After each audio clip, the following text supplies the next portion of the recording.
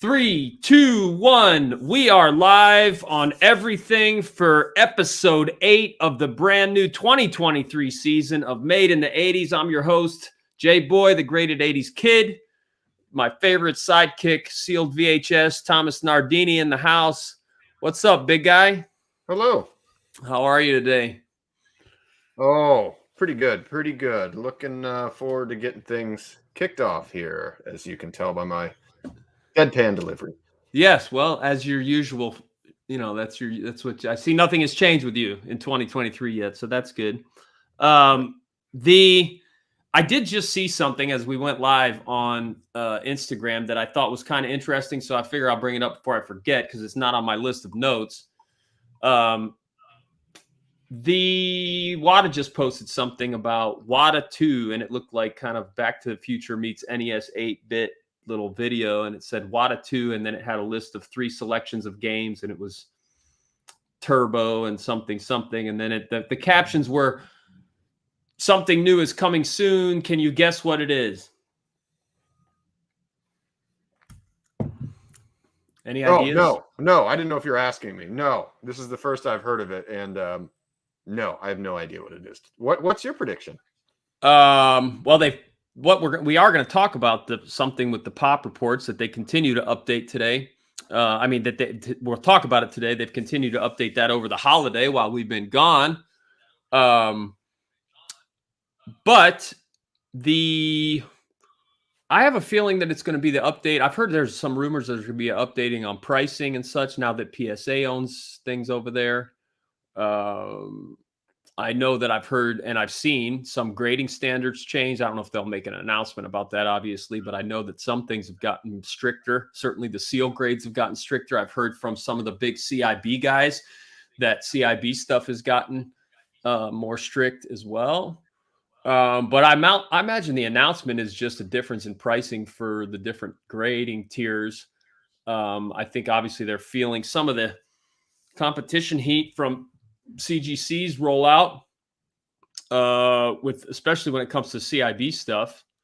And that's what this market needs. I mean, let's be honest. We need, it's very difficult at this point if you're interested in getting into games to get into something at any kind of reasonable price, unless you're just buying a bunch of beat up junk. That's what I do. Well, you love that. That's your wheelhouse. So we don't fuck that up yet for you. No. If 2 and 3 grade CIBs skyrocket value, I am screwed. There goes my hobby. But I'll have a goddamn small fortune of a nest egg ready to rock. It's going to bring me just hundreds of dollars. There's a guy I was looking at the other day on Instagram who collects low grade 80s and 90s sports cards, which I thought that's like a person who's like, no, I love fat chicks. yeah. Well, there's a bunch of dudes like that. I mean, there's a bunch of chubby chasers out there. Yeah, there are. We all know who they are. I don't want to get thrown under the bus already in 2023 and stick my foot in my mouth. No, God, no. I'm just saying we all know the usual stereotypes of who likes to chase fat girls, but that's all right. You're going stereotypes already. Jesus Lord. Well, it's 2023. I guess I got to just stay with my 80s mantra of just talking like it's the 80s still.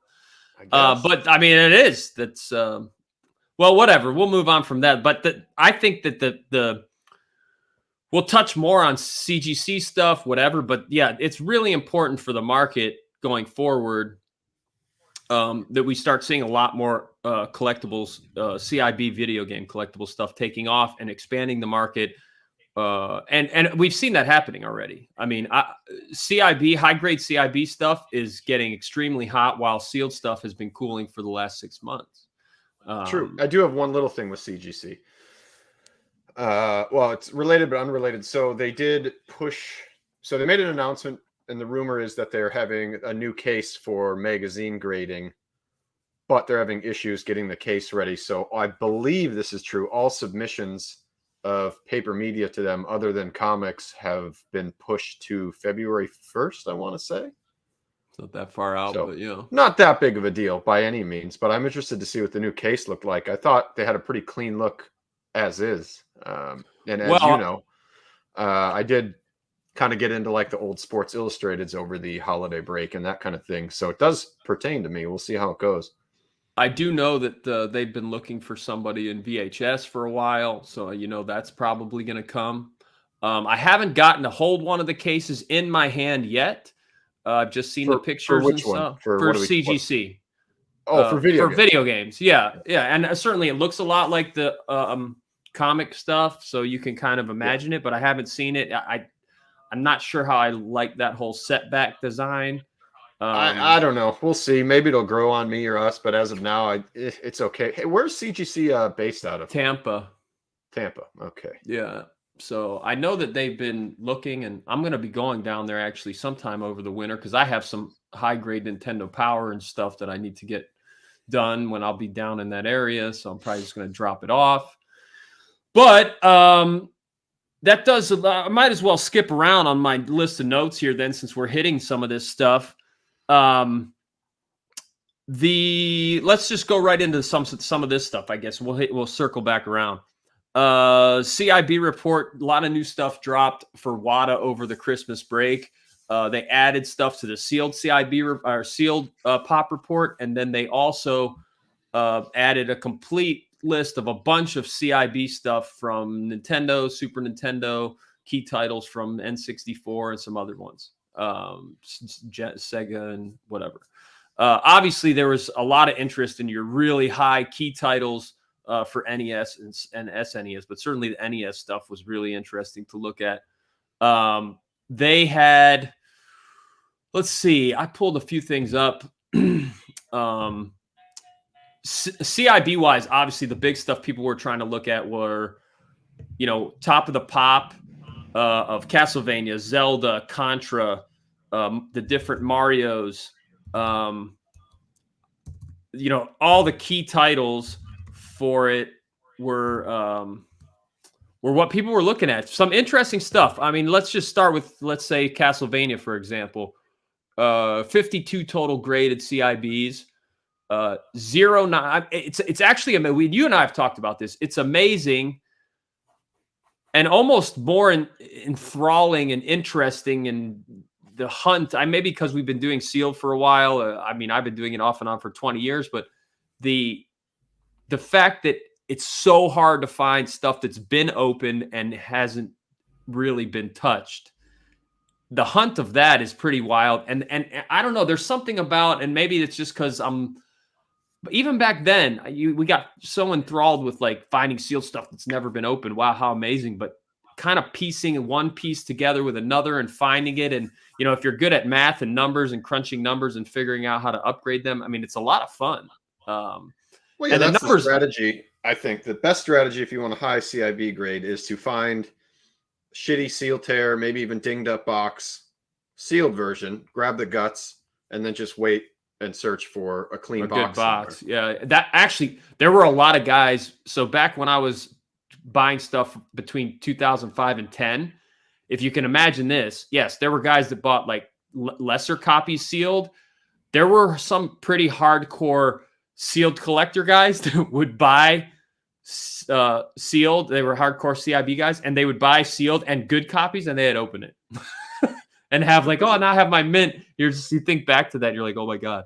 Yeah, it costs yourself, depending on what it is, 10, 20, 50 grand maybe. So I'm just going to use Castlevania here as an example. And I like that they broke it down into like all the different versions. They have the hang tab, the no rev A, non-hang. They have the oval, and then the round with rev A. And if you look, the pops of these, obviously, let's be realistic. There's a ton of stuff sitting out there waiting. The prices of CIB grading for WATA was more expensive than sealed. So that deterred a lot of people, including myself. Makes sense, though. They have to do more work. Yeah, of course. 3 different pieces. Yeah. So that deterred a lot of people. So there's a lot of people sitting on high-grade stuff. I know it. I know a few CIB collectors that have a ton of high-grade stuff. So these numbers are going to change. Even I have a bunch of stuff that I'm sitting on that I think is going to be high-grade and be near top of the pop for a lot of these key titles. But right now, 52 total copies of Castlevania. Hang tab version 39. So if you look at that, it's like, okay, any hang tab is probably worth something.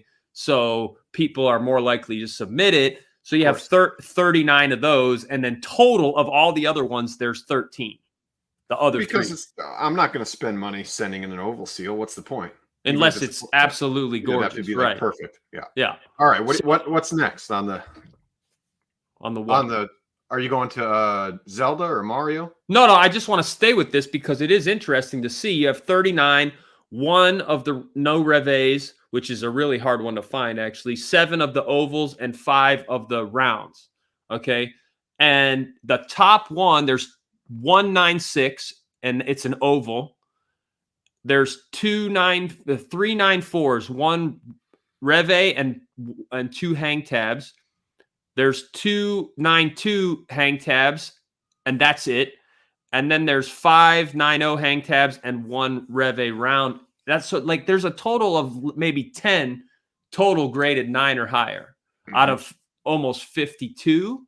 And I would imagine a lot of these people submitted what they thought were going to be high quality. I mean, I know I've said this to you. I've sent stuff in early on when I got back into collecting a couple years ago and wasn't really familiar with CIB grading. I mean, it's really stringent. Really stringent. So, I mean, the numbers are staggeringly low in high grade. I put up a bunch of stuff this week of what I saw that I have I haven't even graded much. And I have a lot of top of the pop stuff. Of course. So, I mean, even let's go to Zelda. Zelda CIB, 258 copies graded. Now, I think if I remember, somebody said, I think there's like 5 million or I have some ridiculous number of sold copies over the years. Maybe 10. I don't know. Hey, side note, I just heard this fact yesterday. How many copies of Mario Kart 8 do you think they've sold? Take a shot. 12, you're saying 12 million? I don't know. 33 million. Holy shit. Yeah, that's the number. Insane, dude. Insane. Yeah. And that game is still like fresh and relevant, and it's almost 10 years old. Yeah. It's a great game, and I love that they just came out with all the old tracks that you can download. Almost every track ever made you can now download for Mario Kart 8, which is amazing. Yes, dude. Yes. Where? They put it out in a package where you have to subscribe. Yeah, that's not every old course though, dude. There's a bunch of them. They're rolling them out every so many months, and it's 3 waves coming. The next one is March or April or May. I can't remember, but yeah, and then basically every season they release a new bunch of tracks. Gotcha. Some great stuff, but I think that's really cool that they're doing that. So yeah, 258 total copies, and it looks like 107 of them are the NES trademark first prints. So almost half of them. No 10s, no 9/8s, no 9/6s, and 2 9/4s total across 258 copies total. Is there a 10 CIB anything for Nintendo? That would be interesting. I mean, I can get out of this. Let's see. No 9/8 even. Oh wait, it doesn't. It's gonna be like that fucking Caesar's Palace horse shit where there's just case pack after case pack available. Let me see if this is the only way I can do it. I'm gonna go down and look and see if I see any on this. Nothing.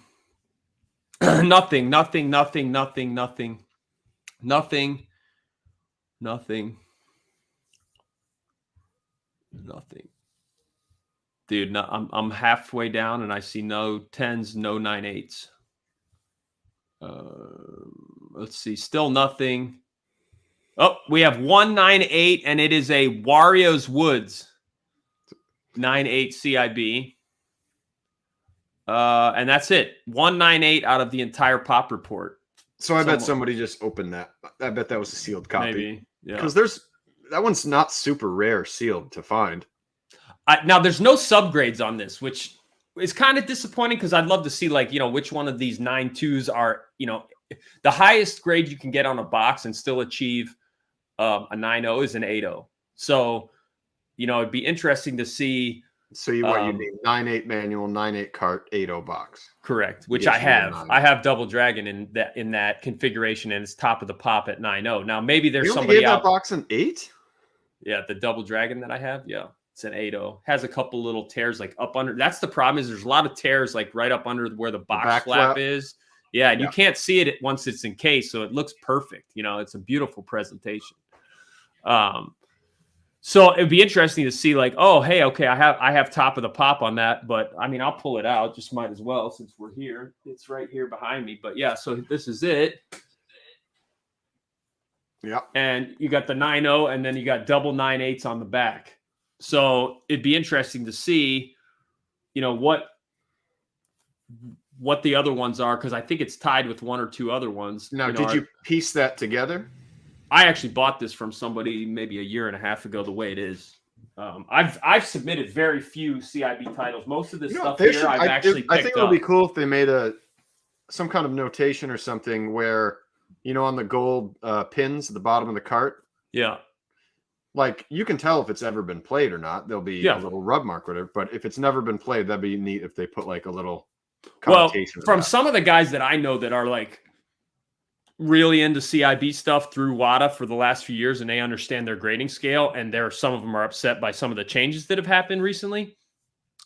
They tell me that it's nearly impossible to get a grade of like a 9.2, 9.4 or higher on a cart if it's ever been played. So I think they are taking that into account. Yeah, so getting a cart that's unplayed, because one guy told me, John, who in Power Collector, he said, I have unplayed carts that I know are unplayed, or maybe they came out of a sealed packaging, that he said they don't even get 9s and stuff, because of course there's always factory errors that WADA accounts for, where the label is placed and other things. So, I mean, it's that's the next thing that's coming. I mean, there's a lot more that we can dive into this next time, but we've been off for a couple weeks. I'd like to cover some other stuff, but this would be a very interesting thing maybe next week to go back to hitting some of this CIB stuff, especially, I mean, there's been some big sales recently. In the last auction, First Print Zelda high grade went over 10K. I know a couple White Bullet Tysons that have done over 5,000 recently. There haven't been a lot of high grade Contras and Castlevanias and stuff hit the market. That'll be interesting to see what they would do. And then, of course, early print Mario stuff has gone high in the past year or two. So, I mean, that's in my opinion, a little different animal than all CIB in general, but that's certainly going to be a big part of it. But that leads me into the other part, just to touch on it. I mean, we probably can touch on it again next week, but of course the new Heritage Premier auction is up and live and has been for about a week. Some interesting pieces in here. It's going to be interesting. There was some stuff that popped pretty quickly that I was surprised about that has done really well. And then of course the market has been soft. So we're going to see how this shakes out. But for example, a 9.6 A+ Contra, which is top of the pop on that, is already at 15,000. This stuff all has about 10 days left. So that's a good sign. Lot of really cool pieces this time, including stuff from VGA and CGC as Heritage has really opened up their doors to other grading companies. I see there's a Legend of Zelda CGC 9.4 A+, which is notated on the notes that it's the first graded game from CGC, which of course I'm sure they chose that on purpose, obviously. And I wondered, there's been a couple Rev that's a round seal Rev, and there's been a couple go on eBay in the last 6 months. There was a Snipe one that looked really minty that went for like 16K maybe 3 or 4 months ago that I just missed. Is this just a video game auction? Yeah. Yeah, I mean, there's some artwork in it, which is doing well, too, so that's kind of interesting. But video game artwork? Or yes, video game artwork. Like original box art? Bionic Commandos artwork is up this time, which is a really cool piece. What is that at? Maybe 15. 100 or 1,000? 1,000. Yeah, it's doing. I mean, there's a good number of collectors. I mean, it's one-of-one stuff for video games. There's a good number of and obviously, my buddy here, Adam, has a lot of stuff, and he's actually putting together an auction that's going to happen sometime, probably this year, with some really unique, big value pieces. But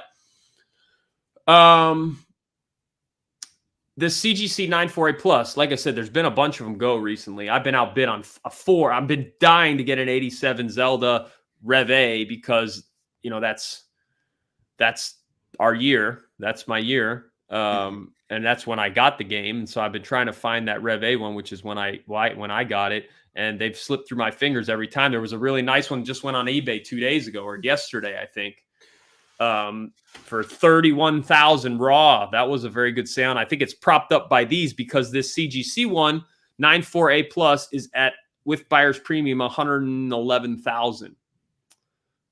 That's neat. Ooh, yeah, that's a good run right there for that. Now it shows it as CGC's first graded game, which I'm sure that's propping up value for it as well. Because right after it, there's a 92A WADA graded one that's at 20,000. So very cool. Yeah. Sorry, I'm getting burnt on video game auction talk. Well, the people called for it, bro. 8 minutes of video game auction. We'll get to other stuff. We'll get to that. Fuck off. We'll get to other stuff. There are some cool pieces in this, and I mean, I think this is an important auction because there's a lot of big name stuff in here, and it's going to be interesting to see how it holds up. There's a 9.6 A+ GoldenEye. There's a 9.8 A+ Star Wars Shadows of the Empire. Now, I know that doesn't mean a lot to you, that game, but for us Star Wars, like it a lot. Us Star Wars geeks, dude, that game was the only bridge of anything Star Wars we got for a huge period of time in early to mid 90s. Okay. That game that released 96, 97, something like that. 96. Yeah. It was Dash Rendar, and it unveiled a bunch of new characters, and it was obviously based on Lucas's stories and such. So there was that game has some really strong followers. I have a sealed copy of it. It's obviously not top of the pop like this one is. But that's going to be a really cool piece to watch. There's a Crash Bandicoot 92A+, which, I used to have it probably in a very similar grade that went in my Mike Tyson trade. That's at 6,000 right now, to be interesting. And this one, there's a Twisted Metal 96A+ long box. Yeah. Nice. It's at 5,000 right now. And that game during the peak went nutty, remember? Mm-hmm. So it'll be interesting to see how that holds up. And then there's a whole bunch of other stuff that's like, high grade of titles that certainly just a few, 6 months ago were really hot. There's only 2 Marios. They're both oval seal, but they're high. There's a 9.6 A+ oval seal that's already at 16.5. It'll be interesting to see what that one does. But yeah, that's a lot's going to be decided on how 2023 at least starts out for game stuff, video game auctioning stuff. There's been some good, decent sales in the last couple weeks, months at Golden and a few other places. But I'm more interested in talking about speculation of what's going to be new in 2023. At the end of the day, video games are going to be fine. They're the one thing that's going to hold constant. So you posted that interesting poll on Instagram, and I saw the results, and it looks like a lot of people agree PC games are going to, push in 2023. What else do you think is coming down the pike this year? What there was a bunch of stuff in there. There was I had put up computer games, music media. What was the third option? And then other. I selected other. I know you did. You're a contrarian. I'm very aware. I had to look that up, but yeah, I'm a contrarian. Yes. However, but to be honest, I think all those things are going to make a little run here. I don't know which one's going to make the strongest push. Well, I mean, computer games have already made a push. Okay, I've seen that get hot in until I put it up there. It's been getting hot in the last month. Well, I'm going to throw my 2 ideas into the ring. One is paper media, so magazines, strategy guides, that kind of stuff with CGC, particularly if they're coming out with the new rollout in February or whenever it is. And the other thing I think will make we all thought, on-card action figures are going to make a push last year, and they kind of did, but not as much as everyone thought. But I think this will be the year that graded loose figures make a push. Well, it's so funny that you say that because they just announced that they're going to stop doing loose figures for a while down at AFA VGA. Well, they're still going to do the archive thing. They're just not going to do the grading, I believe, is what, if I read it right. Yeah. Yeah. So music media, obviously, there's a lot of hype around that. We talked about already HMA, etc. Coming out, Rewind doing their thing. Who else came out recently and said, "Oh yeah, IGS is already taking submissions." I said something to them, so we'll see. I'm gonna have to go soon. Just a heads up. I'm not going to talk too much about what that is or isn't, but so did you hear me? Yes. Okay. We got to keep rolling. Got a lot to talk about. It'll be abrupt when I got to go. Well, I told you 2:00. Hard 2:00. All right. So the other thing that's interesting, well, now you made me lose my train of thought, bro. Oh, I'm sorry. We got a lot of stuff to cover here. I'm wondering how we should do this because I got a lot to cover. Well, there's one thing I've been wanting to talk to you about for a goddamn year. That's all I want to talk about. Well, then we're going to need more than 7 minutes because I got a lot of stuff to cover here. A half hour on goddamn heritage. Yeah. Well, speaking of which, we had over 500 downloads on the last episode previous, right. And we're at like 350, 400 on the last one. So people want to hear some of this stuff. So you just need to hold your horses, Mr. Captain Impatient. Okay. Captain Impatience. I get the feedback. You don't. Yeah. I get the feedback. Yeah. I'm a man of the streets. Okay. People on the streets.